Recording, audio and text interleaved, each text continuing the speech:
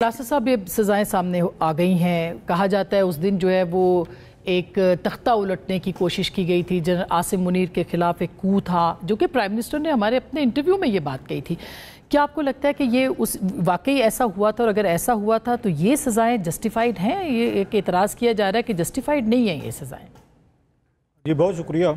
इसमें जो ज़्यादा दुख की बात है ना, जो हमारे जैसे लोगों के लिए जो बड़े अरसे से वो कर रहे हैं, इसको रिपोर्ट कर रहे हैं पॉलिटिक्स को, या पॉलिटिक्स या जमहूरियत के साथ एक रोमांस रखते हैं या रखते थे, बट वो बड़े टांट्स भी सुने हमने बहुत सारे लोगों से। जी आपको जमहूरियत का दर्द उठता है तो आपको सियासतदानों का दर्द उठता है तो सियासतदानों ये कि, बट अल्टीमेटली हम तो यही खबरें सुनते पढ़ते बड़े भी हुए, रिपोर्टिंग भी करते हुए कि इस मुल्क में यहाँ पे पॉलिटिशियन जो हैं उन्हें सजाएं भी हुई हैं, फांसियां भी लगे हैं, जेलें भी हुई हैं, वो जलावतनियाँ हुई हैं, सब कुछ हुआ है और हर पार्टी के साथ हुआ है। ऐसा ही है। एक पार्टी ये बची हुई थी, तहरीक इंसाफ बची हुई थी। अब इसके सामने दो चार ऑप्शन है। मतलब मुझे ज़ाती तौर पर दुख है कि ये जिन लोगों को ज़ाती तौर पर बात बिल्कुल सही बात, उमर ये होगा, उमर से हमारी बड़ा पुराना एक ताल्लुक भी है। उमर अयूब साहब वेरी डिसेंट मैन, वेरी पढ़े लिखे, एक बड़ी फैमिली के। शिबली फराज साहब खुद बहुत अरसे से, अब उनको 10 साल से ज़्यादा हो गए सेनेटर हैं।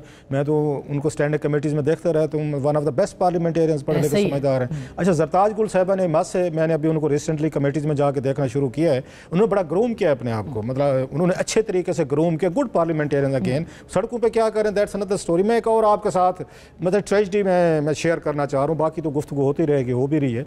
तो ये बड़े अच्छा एक पोलिटिकल फेस लोग थे, PTI के थे, जो आप मीडियोकर्स थे, मिडिल क्लास से आए थे और समझ गए थे पॉलिटिक्स को। अब उन्होंने समझ के वो अपना रोल प्ले अदा करना शुरू कर दिया था। सो इस वक्त जो पॉलिटिकल जो एलीट है, जब वो एलिमिनेट होगी तो फिर उसके बाद उनका जो गैप फील होगा वो कौन से लोग करेंगे। इस पे दो लोगों को सोचना चाहिए था, मेरा जो ख्याल है, जो मैं लेसन्स की बात कर रहा था। या तो इमरान खान साहब के सामने ऑलरेडी ये 2-3 इस तरह के रूट्स है। एक आपको याद होगा, एक उन बेनज़ीर भुट्टो साहब ने भी फैसला किया था, बड़ा मुश्किल फैसला था उनका अर्ली 80s में, जब उनके भाइयों ने अल मुर्तज़ा बना ली थी, वैलेंस की तरफ गए, पाकिस्तान में मसले हुए, बहर मसले हुए, जहाज़ अगवा हो रहे हैं, ब्लास्ट हो रहे हैं, आपको पता है क्या कुछ हो रहा था पाकिस्तान में।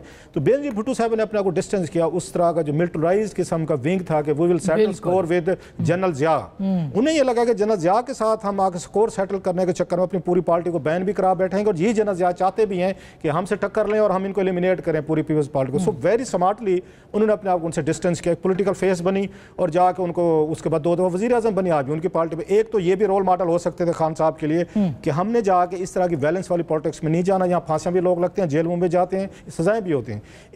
एक आपके पास MQM वाला भी था, MQM ने भी यही कुछ किया।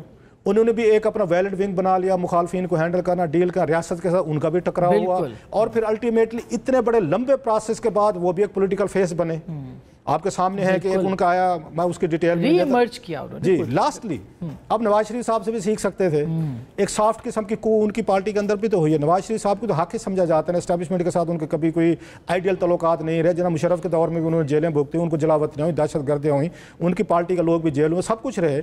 उनको भी उनकी पार्टी ने बड़े तरीके से उन्होंने अलहदा करके उन्होंने कहा मियाँ साहब तो कुछ दिन थोड़ा रेस्ट करो, ये शहबाज शरीफ साहब को आने दे। ये एक तरह का सॉफ्ट किस्म का इनकी पार्टी के अंदर रेवोल्यूशन था कि आप मियाँ साहब क्योंकि हार्ड हिटिंग है, लड़ने वाले बंदे, इनको पीछे करें। अब ये 3-4 मॉडल खान साहब के सामने थे। सही बात है। अल्टीमेटली आपने इस मुल्क में इसी का यही पैकेज है, यही कॉन्ट्रैक्ट है, यही SOPs हैं, यही वो सारी चीज़ें जो आपने तय की हुई हैं। ये नवाज शरीफ साहब ने, या यहाँ जरदारी साहब ने, इमरान खान साहब ने, शहबाज, इन लोगों ने आपस में तय किए हैं, that's how we will settle political scores. जब ज़ाती दुश्मनी आपने बना ली हैं, एक दूसरे को जेल, इमरान खान साहब के दौर में 70-80% ये पूरी अपोजिशन, जरदारी साहब जेल में, नवाज शरीफ साहब, शहबाज शरीफ साहब, सारे लोग जेल में थे, शायद ककन अब्बासी साहब, मिफ्ता साहब, सबको जेल में डाला हुआ था। उनकी बारी लगी, उन्होंने आपको जेल में डाल दिया। आप आएंगे, आप इनको डाल देंगे। हम मतलब बैठे हुए 3-4 लोग तो इस पूरे सालों से ये सब देख रहे हैं और कह रहे हैं कि कहीं ना कहीं पे स्टॉप लगा के अपने साथ कोई पॉलिटिकल प्रोसेस करें। आपको अगर आपको लगता है कि नहीं, हमने एक दूसरे को जेलों में डालना है, सजाएं देनी है, टॉर्चर करना है, सड़कों पे जलाना है, हमने यहाँ पे लड़ना है, भिड़ना है, तो फेयर इनफ। वो फिर कहते हैं ताकत और इक्तदार के लिए जान देनी भी पड़ती है, लेनी भी पड़ती है। ये तो पैकेज है भाई, सबको पता था। इस मुल्क में ये कुछ होता है, अगेंस्ट इट भाई सारे जो बैठे हुए हैं, हम ये नहीं चाहते थे। हमारे रोमांस है सियासत के साथ। मतलब किस बंदे को खुशी होगी कि उमर जैसे बंदे को 10 साल हो जाए, या इवन शिबली फराज साहब को, या इवन जरताज गुल साहब को। मैं कह रहा हूँ कि मैं उनकी बड़ी वहाँ देखता रहता हूँ, they are doing very well in the committees.